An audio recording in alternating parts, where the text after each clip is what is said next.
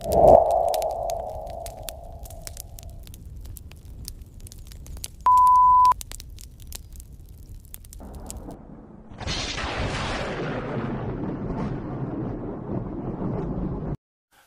rakyat Malaysia yang masih menggunakan kereta Proton Wira buatan Malaysia, anda patut berbangga dengan sejarah yang akan Amy sampaikan kepada anda semua. Pernahkah anda mendengar sejarah ini? Kereta Proton Wira yang diterjunkan bersama anggota komando Malaysia suatu masa dahulu. Negara kita Malaysia pernah mencipta rekod tersendiri apabila melakukan ekspedisi terjun bebas Kutub Utara pada tahun 1998 dengan membawa Proton Wira dalam penerjunan tersebut. Ekspedisi tersebut berjaya mencipta rekod di Asia kerana rakyat Malaysia merupakan penerjun pertama dari negara beriklim tropika yang menjejakkan kaki ke Kutub Utara. Kapten Besara Abdul Rahman Omar dari Tentera Udara Diraja Malaysia TUDM menjadi salah seorang daripada penerjun bagi ekspedisi terjun bebas Kutub Utara pada tahun 1998. Selain Kapten Abdul Rahman, ia turut disertai 15 lagi penerjun yang terdiri daripada Komando Tentera Darat, Grup Gerak Khas, Komando Polis Diraja Malaysia, VET 69, Tentera Laut Diraja Malaysia, Paskal, dan Tentera Udara Diraja Malaysia, Paskau. Misi tersebut merupakan usaha untuk membuktikan kemampuan Malaysia yang berani mencuba sesuatu yang mencabar dan bersaing dengan negara-negara maju di dunia, sekaligus boleh mengharumkan nama negara. Berkongsi mengenai pengalamannya dalam siaran langsung di Facebook Siakak Keli TV, beliau berkata, ekspedisi tersebut dilakukan kerana rentetan daripada ekonomi negara pada ketika itu mula merudum dan rakyat mengalami masalah kewangan. Perdana Menteri ketika itu ialah Tun Dr. Mahathir Mohamad memikirkan bahawa ekspedisi tersebut mungkin boleh menaikkan semangat rakyat dan menaikkan lagi nama Malaysia. Yang menarik perhatian adalah ekspedisi yang berlangsung pada 18 April 1998 tersebut juga memperlihatkan sebuah Proton Wira turut diterjunkan di Kutub Utara. Perdana Menteri Tun Dr. Mahathir Mohamad mula memikirkan cara untuk menaikkan semangat rakyat dan juga mencari jalan bagaimana untuk memasarkan kereta Proton buatan Malaysia tersebut. Salah seorang anggota ekspedisi kami ketika itu berumur 21 tahun dan dia berkata mempunyai impian untuk terjun di Kutub Utara. Saya membuat kajian dan mendapati ada dua syarikat yang menganjurkan ekspedisi ke Kutub Utara, iaitu di Amerika Syarikat dan Rusia. Kerana keadaan geopolitik yang memperlihatkan kita lebih rapat dengan Rusia pada ketika itu, maka keputusan dibuat untuk menggunakan Rusia sebagai ejen untuk membawa kita ke Kutub Utara, katanya. Mengenai pelibatan kereta Proton Wira, beliau menjelaskan bahawa ketika itu, kenderaan tersebut belum dapat memasuki pasaran Eropah. Jadi salah satu cara untuk membuktikan bahawa kereta nasional Malaysia itu bagus untuk pasaran di sana adalah dengan membawanya ke satu tempat yang ekstrim. Justru, ia telah diterjunkan dengan menggunakan payung kargo dari ketinggian 1,000 kaki dan berjaya mendarat dengan lancar.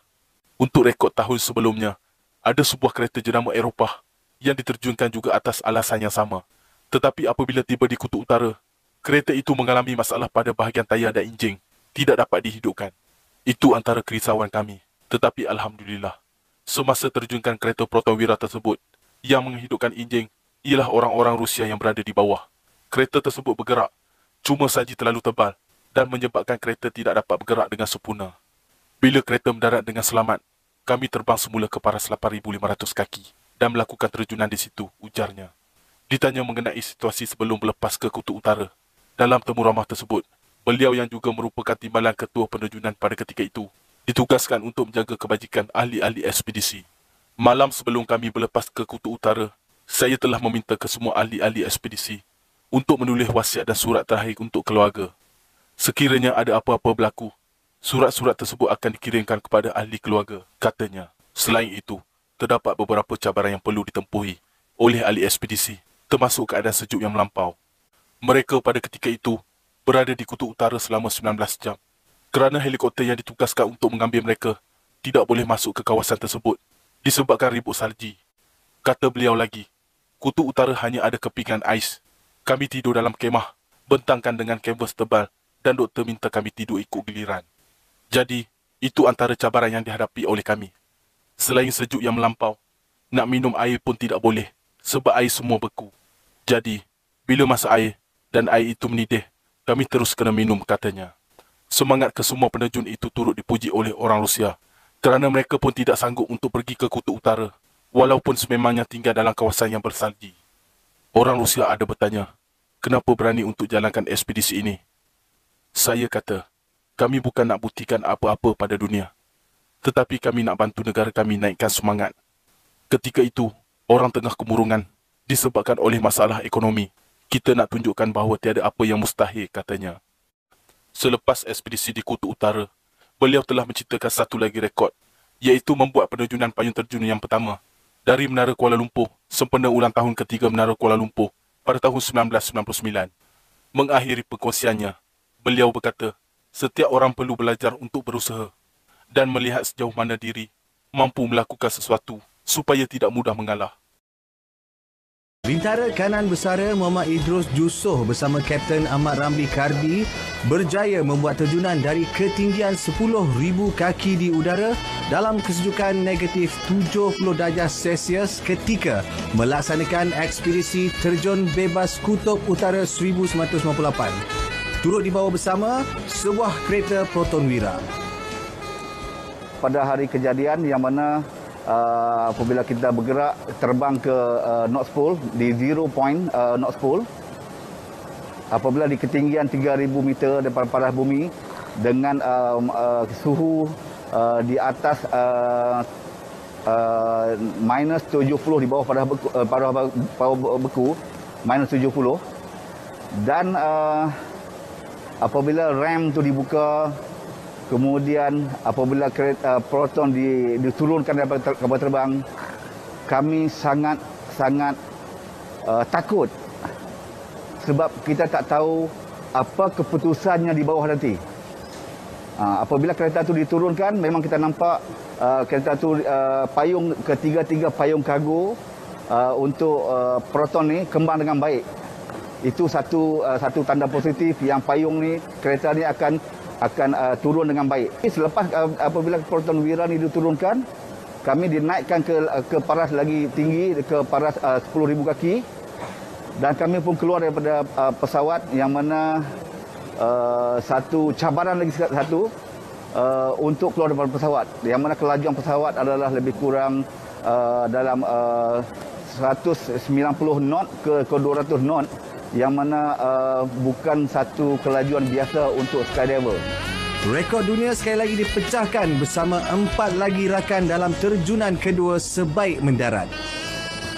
Yang mana saya bersama dengan Kapten Aziz, Sulaiman, Hazam Muzakar dan juga Encik Ramli akan membuat kerjasama payung di udara. Macam mana benda itu akan berlaku?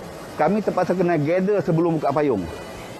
Walaupun kami dah pelanting berselerak di atas dalam tu, tetapi kami kena group balik, gather balik, kemudian baru kita bagi isyarat kita buka payung. Baru kita akan dapat buka payung berdekatan, yang mana akan menyenangkan kita nak pin kita punya kawan nanti.